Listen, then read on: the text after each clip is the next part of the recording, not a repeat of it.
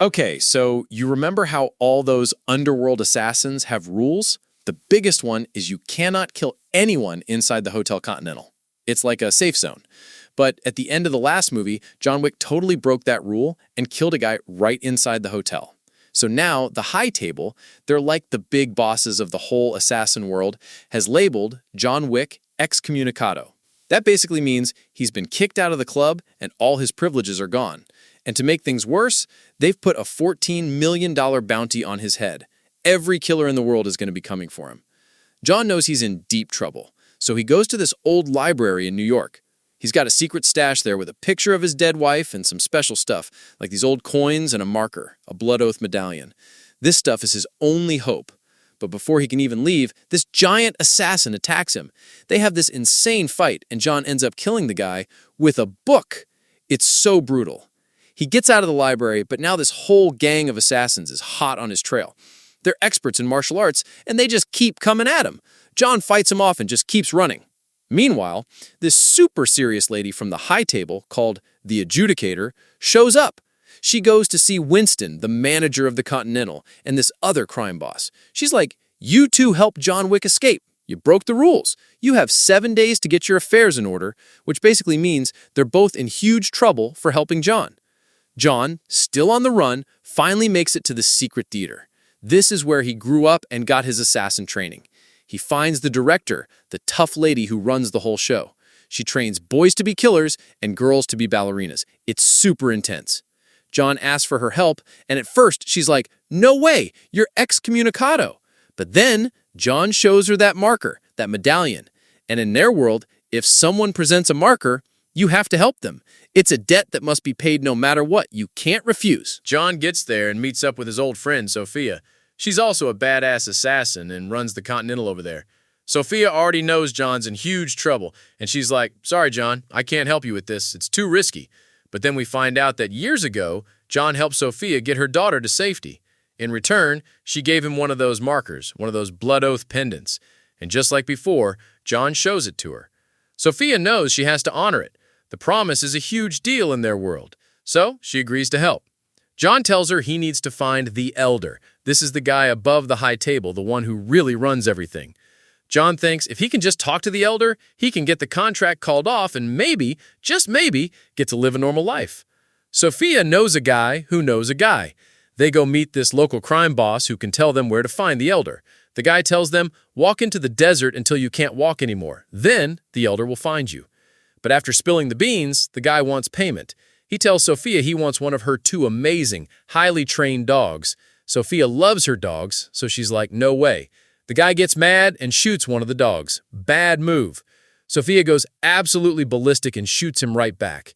And then it's just pure chaos. A massive fight breaks out, and John and Sophia, and even Sophia's dogs, just destroy everyone in the place. It's an insane action scene. After the fight, they escape. Back in New York, the Adjudicator finds out the director helped John. So she goes to the theater, and as punishment, she has her men stab a sword right through both of the director's hands. It's brutal.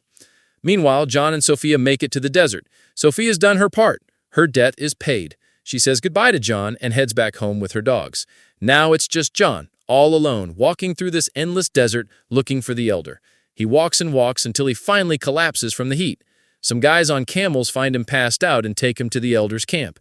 And there he is, the Elder, sitting in this fancy tent, surrounded by his people. John begs him, "I've lost everything. I don't want to die. Please take back the contract." The Elder listens and gives him a choice. He says, "Okay, I'll let you live, but you have to go back to New York and kill Winston, the manager of the Continental, or you can die right here, right now." But killing Winston? That's his best friend. John really doesn't want to do it, but he's got no other choice, so he agrees. And to seal the deal, he has to cut off his own ring finger and give the Elder his wedding ring. It's his way of showing he's all in. After he does it, the Elder arranges for him to get back to New York. Meanwhile, the Adjudicator has hired this super deadly assassin named Zero. This guy is a total John Wick fanboy, but he's also been tasked with killing him. The adjudicator also pays a visit to that crime boss she warned earlier, the Bowery King. Since he didn't step down, she has Zero students slash him 7 times with a sword as punishment. He's left for dead, but he's not quite gone. So John gets back to New York, and Zero and his whole crew are immediately on his tail. We get this insane motorcycle chase scene with katanas. It's awesome! John fights them off and manages to make it back to the Continental. And since you can't kill anyone inside, he's safe. For now. He goes to see Winston, who's like, I know they sent you to kill me. You can do it if you want. Just then, the adjudicator shows up and tells John to get on with it. But John looks at Winston and just says, no. He refuses to kill his friend, and Winston refuses to step down as manager.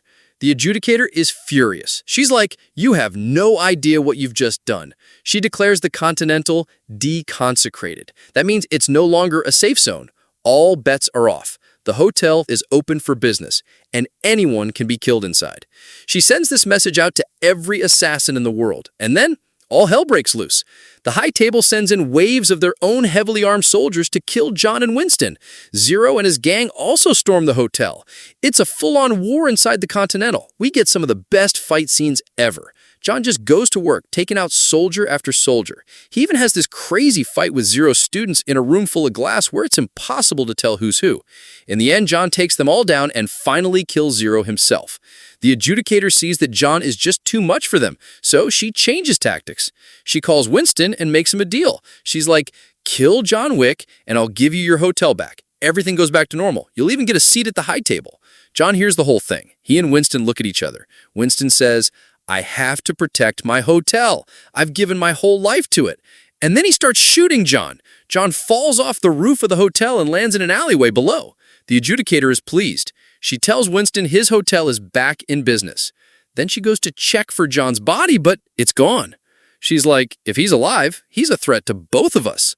Then we see John's dog running up to a shopping cart, and in the cart is a badly injured John Wick.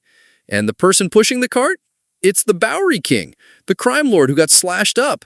He saved John because now he wants revenge on the High Table. He looks down at the bleeding, broken John and asks, are you pissed off, John? Because I am. And John, barely able to speak, just growls, yeah. So now it looks like the two of them are going to team up and go to war with the High Table. And that's where John Wick 3 ends. It's going to be epic.